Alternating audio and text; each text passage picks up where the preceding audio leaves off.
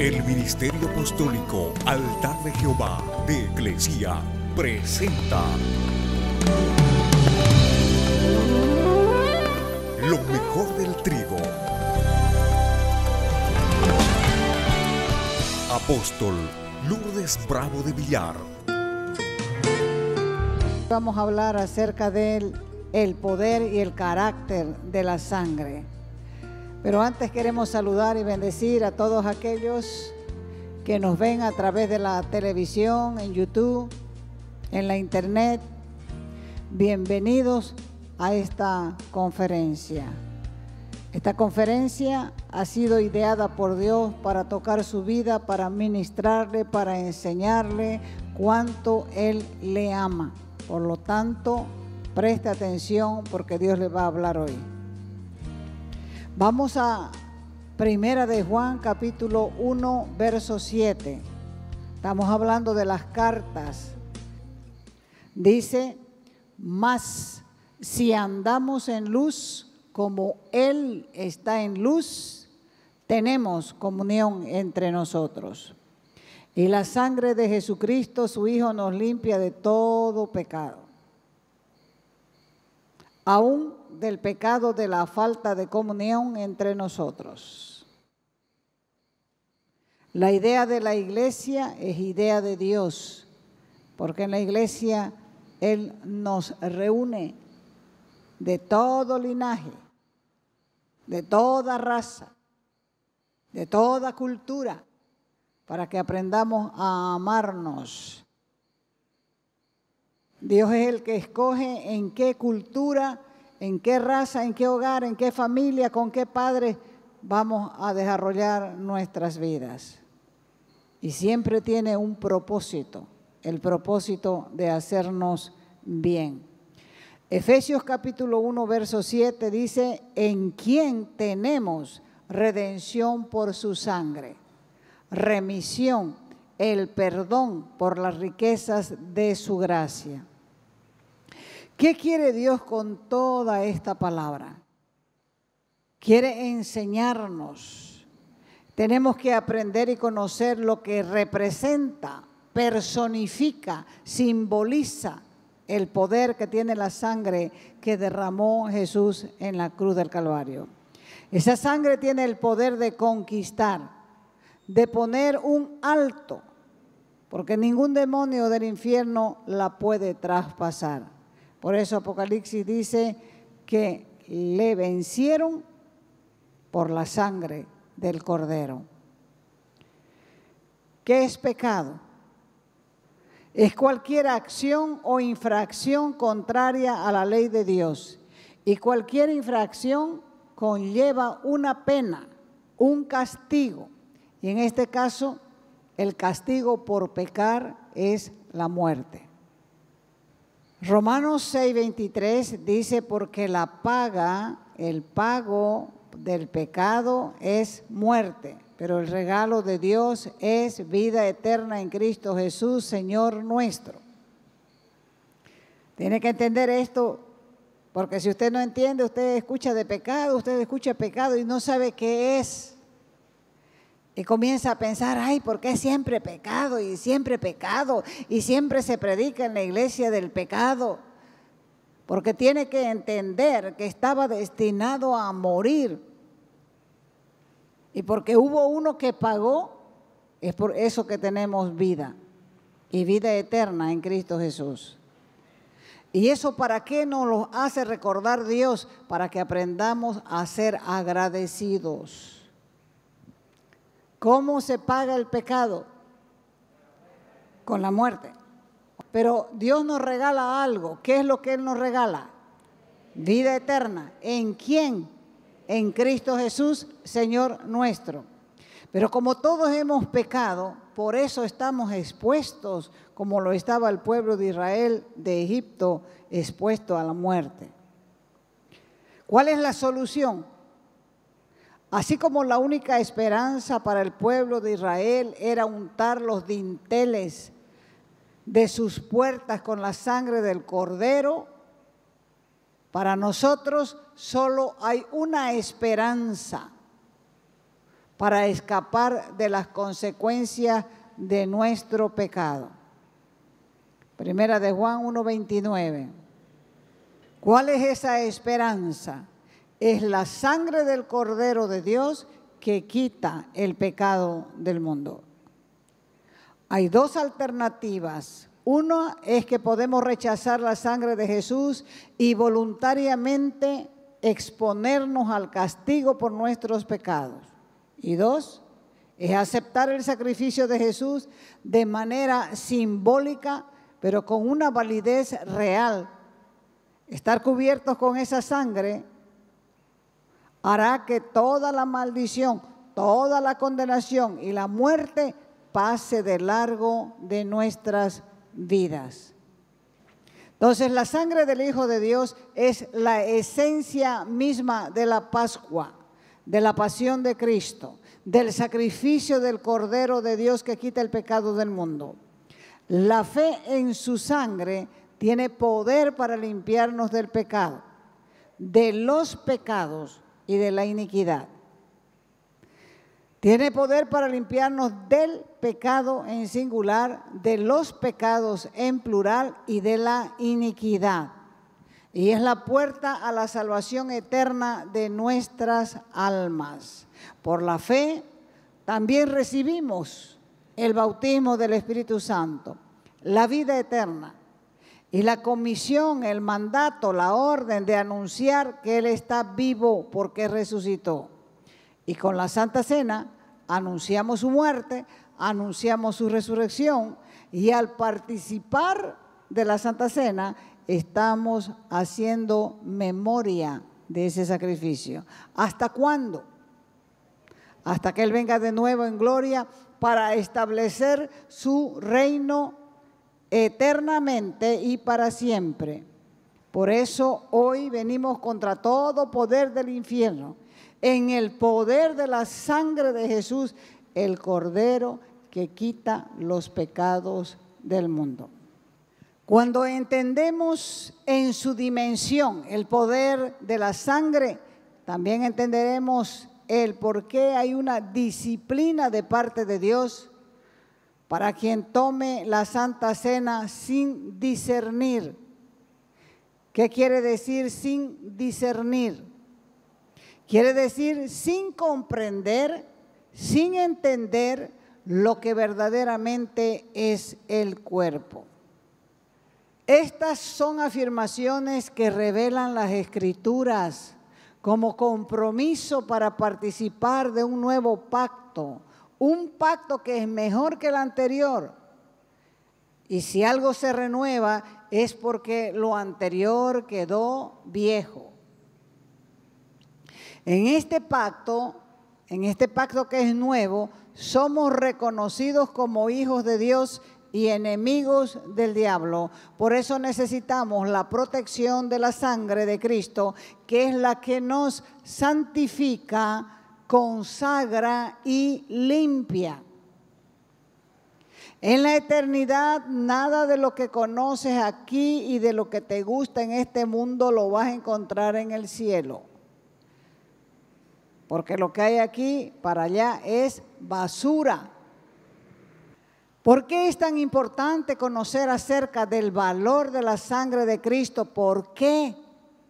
Porque no hay otro recurso, no hay otro medio, otro método, otro procedimiento para establecer la comunión con el Padre. Por eso Dios envió a su Hijo. Por eso Dios le preparó un cuerpo terrenal para que Él muera en ese cuerpo como pago, como pena, como castigo, como preparación o como reparación más bien y como compensación de un delito que había cometido el hombre contra Dios.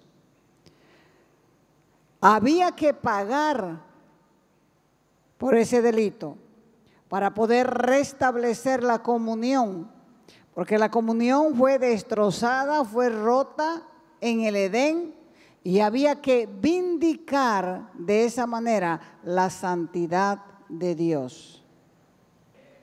Dios es el que establece las leyes de la creación. Génesis 5:2 dice, varón y hembra los creó y los bendijo y los llamó Adán el día en que fueron creados. Adán fue el primer representante de la humanidad. Cuando él pecó, estaba funcionando como representante de la humanidad. Solo él existía. Y a partir de ahí, el pecado fue conocido como el pecado de la humanidad. Y esto es lo que se conoce como la doctrina del pecado, el pecado original. La Biblia dice, porque así como por la desobediencia de un hombre, los muchos fueron constituidos pecadores. ¿Quién pecó? Adán. Era padre de la humanidad. Lo mismo sucede cuando un padre de familia peca. Los hijos heredan las inclinaciones a esos mismos pecados. Veamos esto un poco más a fondo. En primer lugar, somos pecadores porque se nos imputa, se nos atribuye, inculpa, se nos hace responsable del pecado de nuestro primer padre, Adán. Y como la mayoría de las personas no entienden esto, por eso no se sienten pecadores. Por lo tanto, como no se sienten pecadores, no necesitan un Salvador. Otros no buscan un Salvador porque tienen miedo al rechazo social, están más preocupados en su estatus. Otros no buscan al Salvador porque el mundo le es muy, pero muy atractivo. Y otros resisten la luz del Espíritu que está convenciéndole continuamente de pecado, de justicia y de juicio. Por eso cuando les habla el Señor dicen, háblenle a los malvivientes. Yo no le hago mal a nadie, no robo, no mato, porque ignoran que todo hombre es pecador delante de Dios. Romanos 3:23. Por cuanto todos, ¿cuántos pecaron? ¿Cuántos pecaron? Por cuanto todos pecaron, están destituidos de la gloria de Dios. Y cuando dice todos, es todos. Primera de Juan 1:8 dice, y si decimos que no tenemos pecado, nos engañamos a nosotros mismos y la verdad no está en nosotros. La sangre entonces de Cristo cumple definitivamente la parte del sacrificio, del pago, de la compensación, de la reparación del delito de pecar contra Dios y contra sus leyes, situando a toda persona que cree en la obra redentora de Cristo en la cruz. A través de su sangre, bajo la gracia, la sangre de Cristo es el elemento, es el conector vital, importante, significativo y esencial para la vida tanto física como espiritual. La misma Biblia nos confirma. Génesis 9:4 dice, pero carne consumida que es su sangre. Y Levítico 17:11 dice, y porque la vida de la carne está en la sangre. Entonces, todo conocimiento que podemos adquirir con respecto a la sangre es limitado. ¿Por qué? Porque para entenderlo necesitamos más revelación. La sangre desde Génesis hasta Apocalipsis es como un río. De tapa a tapa en la Escritura. Y cuando Jesucristo derramó su sangre por nosotros, estaba cumpliendo el pago por el pecado y haciendo que se cumpla la ley de Dios. Juan capítulo 1, verso 1. Aquí en este pasaje nosotros vemos que el verbo ya existía. En el principio ya existía el verbo, y el verbo estaba con Dios, y el verbo era Dios. Juan 6, 38 al 42 dice, porque he descendido del cielo. ¿Quién descendió del cielo? Cristo. Porque he descendido del cielo no para hacer mi voluntad, sino la voluntad del que me envió. Y la gente decía, pero ¿no es este Jesús, el hijo de José, cuyo padre y su madre nosotros conocemos? ¿Cómo pues dice que ha descendido del cielo? Juan 17, 5. Ahora pues, Padre, glorifícame tú al lado tuyo con aquella gloria que tuve contigo antes que el mundo fuese. Confirmando la palabra de Juan 1:1, en el principio ya existía el verbo y el verbo estaba con Dios y el verbo era Dios. O sea que para venir al mundo dejó su trono, se vistió de carne humana para venir a rescatarnos. Por eso dice, ahora pues, Padre, glorifícame tú al lado tuyo con aquella gloria que tuve contigo antes que el mundo fuese.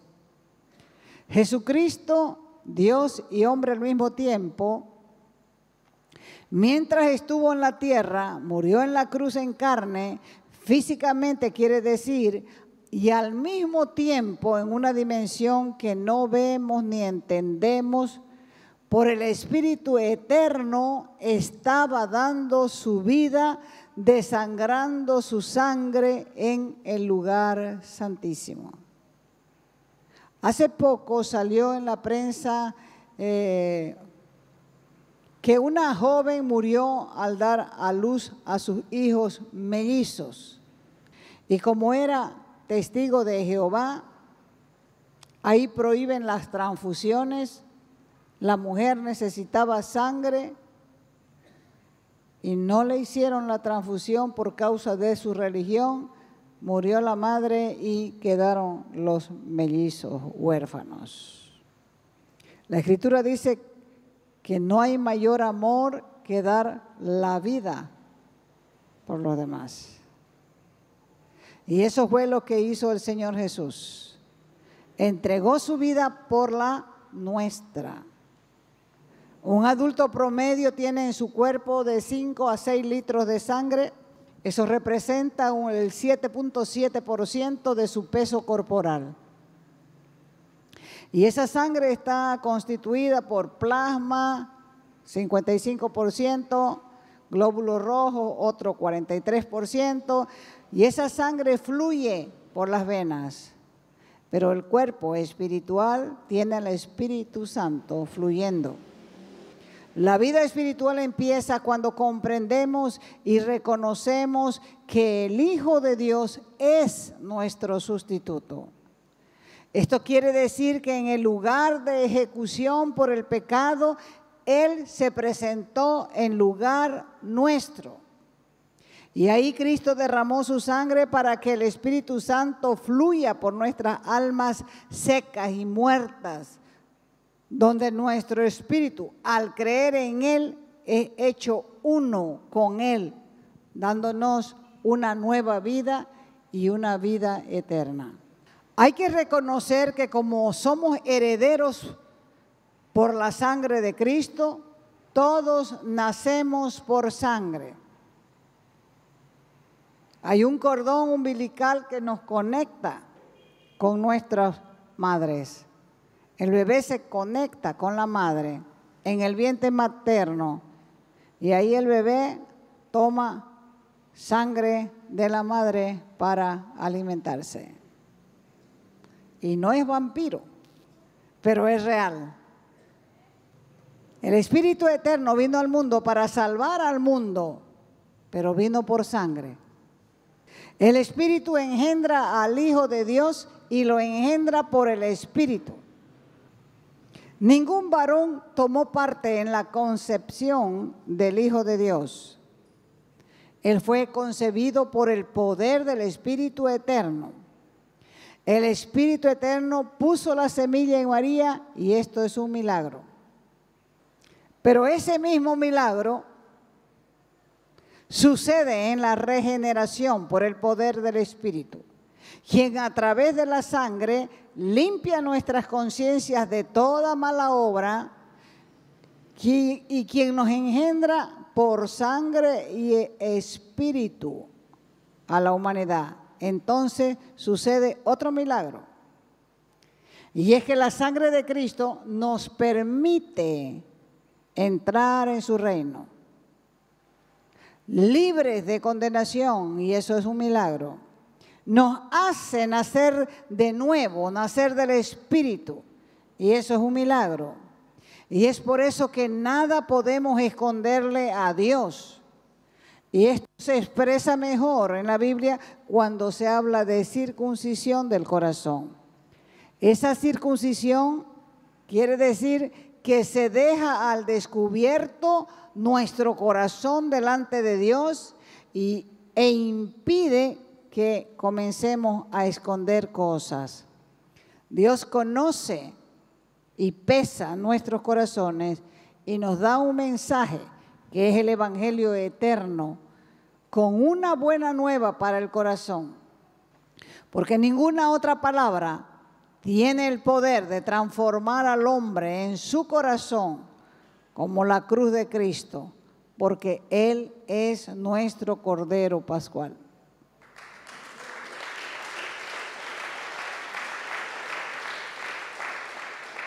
Así como el Espíritu Santo puso la semilla en María, el mismo Espíritu Santo pone la semilla del Evangelio en nosotros.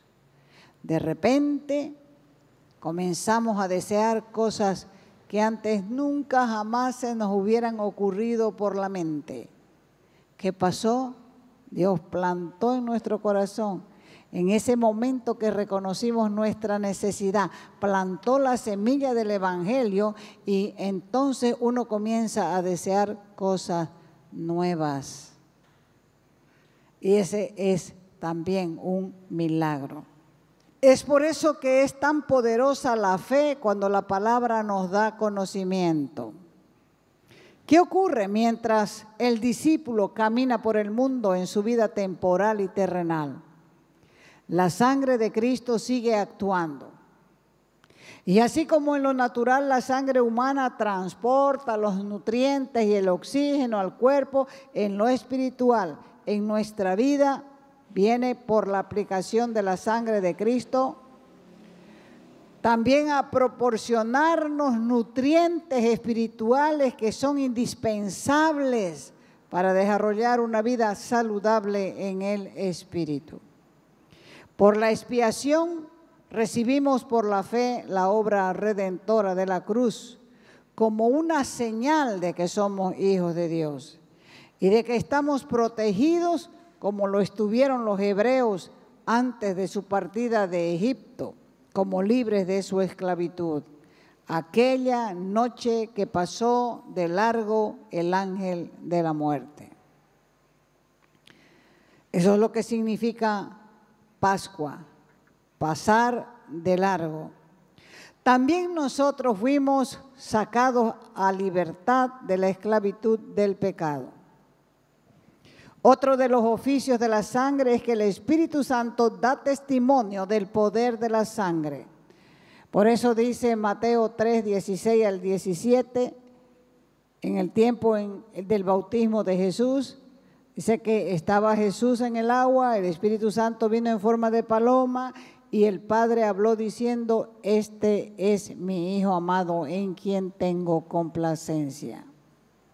En la transfiguración también se escuchó la misma voz diciendo: este es mi Hijo amado, a él escuchen.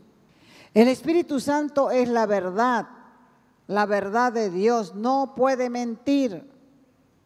Por eso su testimonio es seguro. En el Antiguo Testamento se requerían 3 testigos para establecer una verdad en cualquier asunto en particular. Y Dios nos ha dado testimonio que tenemos vida eterna. El que tiene al Hijo tiene la vida, y el que no tiene al Hijo no tiene la vida. Algunos están esperando recibir vida eterna en el futuro, cuando Juan dice que ya podemos saber que tenemos vida eterna, porque nuestra certeza se basa en la promesa de Dios que nos ha dado vida eterna por medio de su Hijo. Eso es cierto, ya sea que lo sientas o no.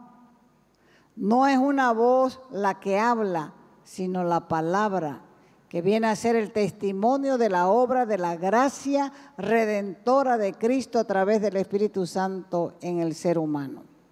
La vida eterna no se basa en sentimientos, sino en hechos.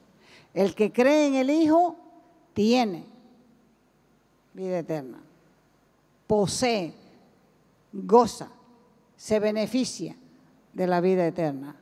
Por eso los hijos de Dios vivimos confiados en la salvación total que nos dio el Señor Jesucristo.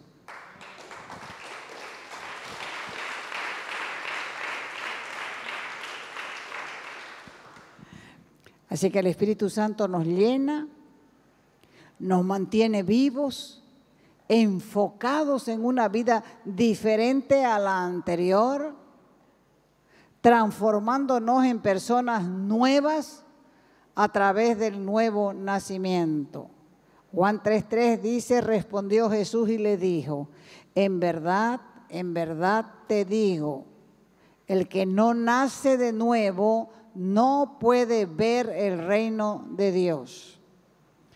Entonces, el que se niega a creer no ve el reino. ¿Por qué no ve? Porque no han sido abiertos sus ojos espirituales, no lo entienden. Y lo que están haciendo es rechazando el testimonio de Dios. Al Espíritu Santo se le puede ofender y la blasfemia contra él no tiene perdón. ¿Cuál es la blasfemia contra el Espíritu Santo? Es no aceptar la convicción de pecado, justicia y juicio. Entonces, ya sabe que hoy Dios le está demandando algo.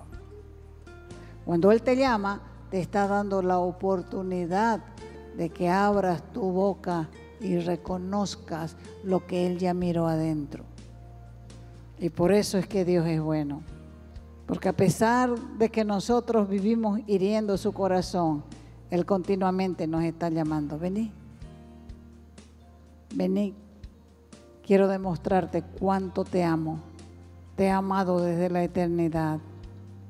Te he estado buscando todo el tiempo. Mis ojos han estado por buenos y malos, sobre buenos y sobre malos, mirando, observando. Conozco lo que haces, sé lo que piensas, escucho cuando hablas, también escucho cuando oras. Todo lo escucho, todo lo veo, todo lo sé. Entonces, si Dios te está llamando, es para que reconozcas, no es para que te quedes igual, porque Él no está aquí para condenarte, sino está aquí para perdonarte. Pero solamente puede perdonar a aquel que reconoce su necesidad.